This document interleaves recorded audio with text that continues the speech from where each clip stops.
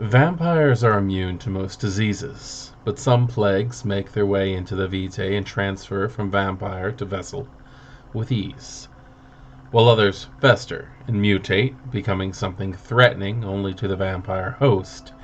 A blood plague, sometimes known as the Curse, swept through the undead society in the late 20th century, decimating domains and striking down vampires, no matter their clan or status.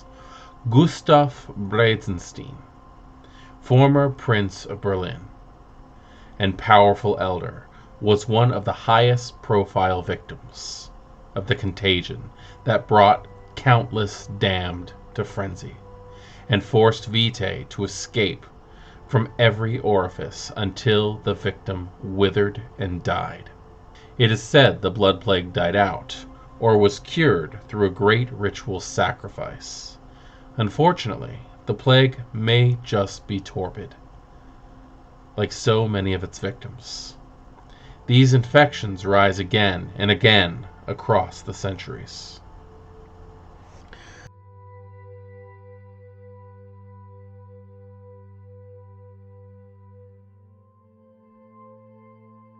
Greetings, Kindred. I am Voivode Maquette, and welcome back to our World of Darkness and another episode of Metaplot Monday. And unfortunately, my webcam has decided that it does not like me and does not want to work. So, this Metaplot Monday, we will not have my beautiful face on screen, unfortunately. But we will carry on. We will continue doing what we need to do until I figure out what exactly is the issue here.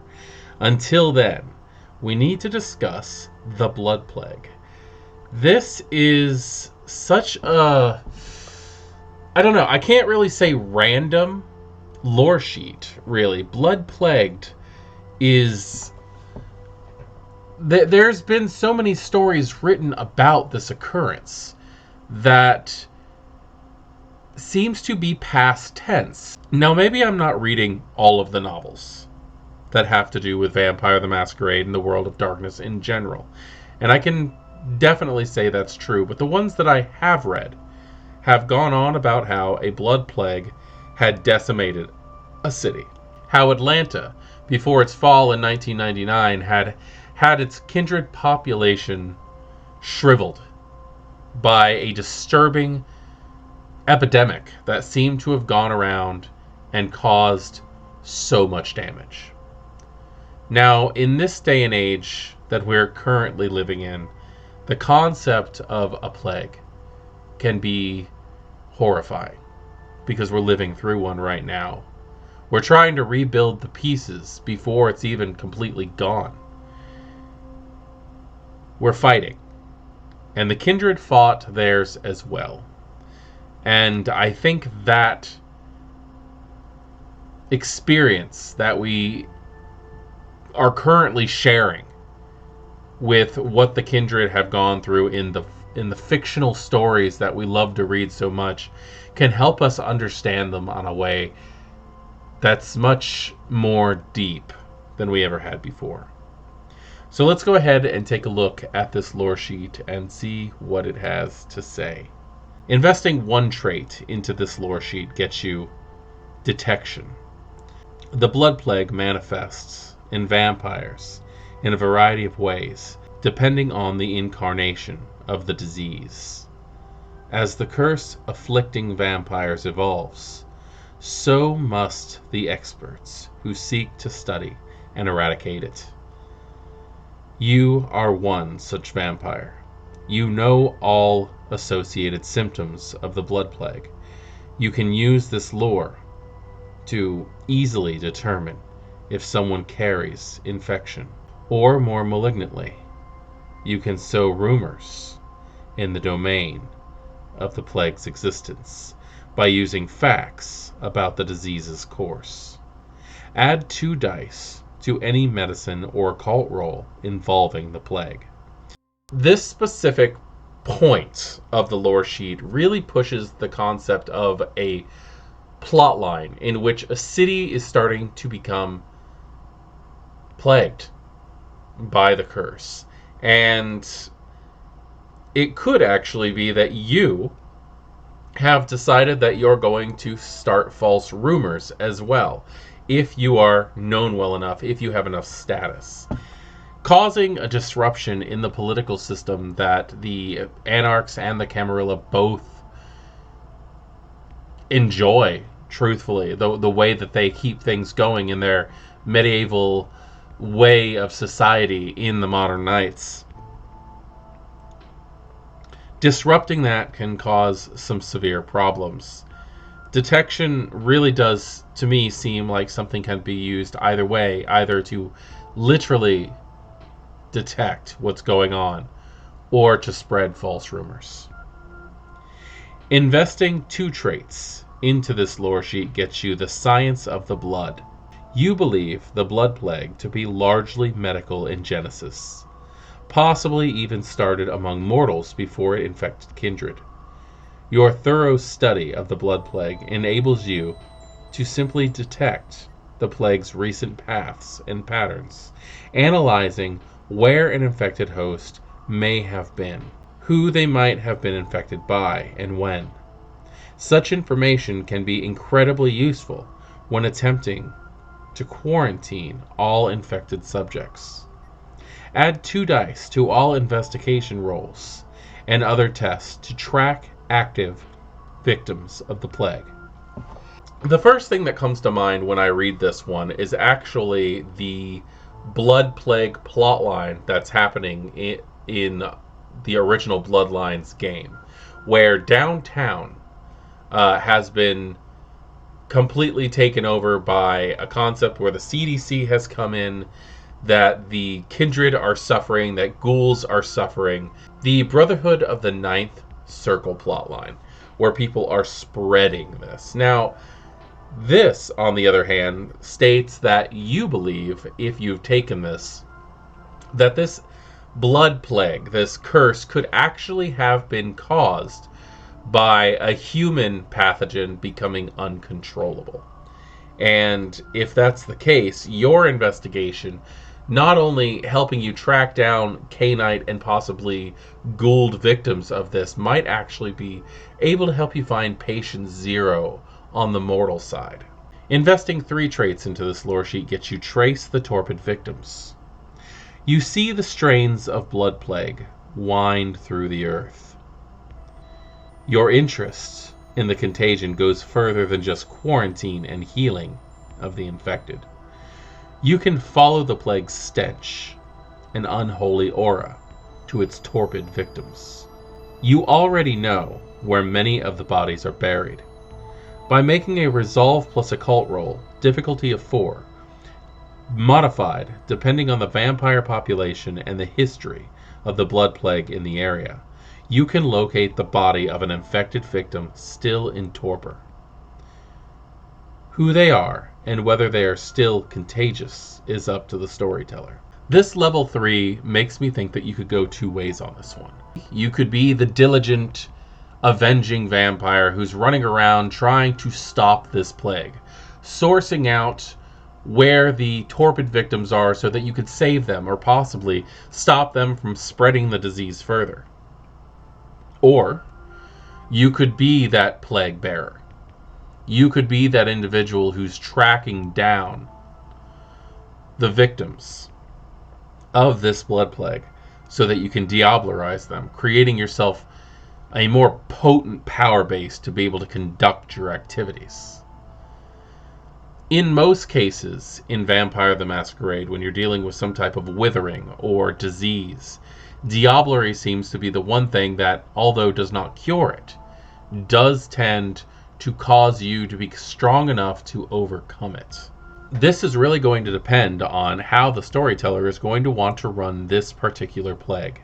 They could very well have you stave off some of the symptoms, or you could very well die on the spot. Investing 4 traits into this lore sheet gets you Curative Vitae.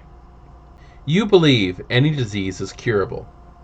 With the correct research and the willingness to sacrifice, your vitae is clean of the blood plague, and you show no symptom despite your proximity to many victims. You believe your blood may hold the cure.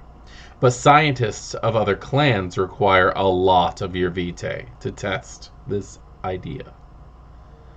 By giving enough blood to force a rouse check, you can add 2 die to any attempt to manufacture a cure.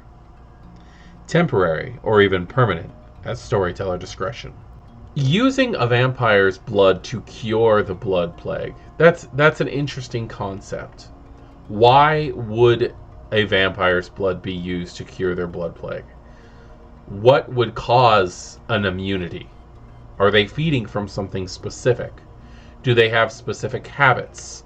For some reason, the vampire who takes this point in the lore sheet is showing no signs of contracting the curse itself. And their blood can be used in manufacturing this cure. And where I think that is interesting, I also see that as being a plot point that would be more along the lines introduced to a player and not purchased by a player. Curative vitae puts the character who takes it at center stage, gives them the Brad Pitt role in a movie. I know that sounds sarcastic, but I'm being 100% honest. I don't really care for this one because it takes away the option of the other players in the game having as much of an important role as this one singular individual. Or, depending on how psychotic the NPCs are, how persistent the NPCs are, how close-minded the NPCs are, you might be dealing with people who, instead of deciding to feed you and have you help over time, replenishing your blood supply, they may just drain you on the spot and possibly keep you in torpor, on ice, in a freezer if they need you later on for further study. They may try to get more pure blood from you to have a better effect in creating the cure. The concept of the vampire's powerhouse being the heart, where the heart's blood is the most important thing, where the soul itself is kept. The last sips in a diablerous attempt to take your soul into themselves for power kind of gets pushed into this curative vitae concept. This could very well, in the hands of a twisted storyteller, be the end of a character. In the best case scenario, the vampire just becomes center stage. And what's the point on that one if the game is not of equal balance? I'd like to hear from everybody when it comes to this one specifically. What do you all think of Curative Vitae? Do you think this puts too much on one player? Do you think that this could very well be something worth having in a game? Investing 5 traits into this lore sheet gets you Vector. You have a secret. You carry the blood plague and can infect others with it. But you display none of the symptoms. This dangerous lore allows you to spill your vitae in an Elysium or feed a mouthful of it to a popular vessel and watch the terrible effects as the other kindred succumb to the blood plague. If you feel more altruistic, you may volunteer for thorough tests on your vitae and how it may be applied by your sect as a weapon or by those looking for a cure. The specific effects of your strain of blood plague are up to you and the storyteller. I'm coming to realize, reading these, that I just don't like this lore sheet. Perhaps it is too close to home with everything that's going on in the world right now. Perhaps the idea of the blood plague itself being weaponized by either the Camarilla or the Anarchs is just something I don't want to participate in. I don't want to do that. We made a decision a while ago when my game was coming together with the players that we have now that we were going to ignore the fact that the situation that is going on in the world is happening right now. We wanted to have our fictional trauma overtake the world.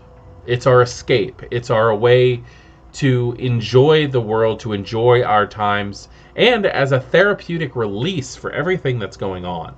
And the idea of somebody weaponizing a blood plague, and I don't know. I don't even really have that much to say about this.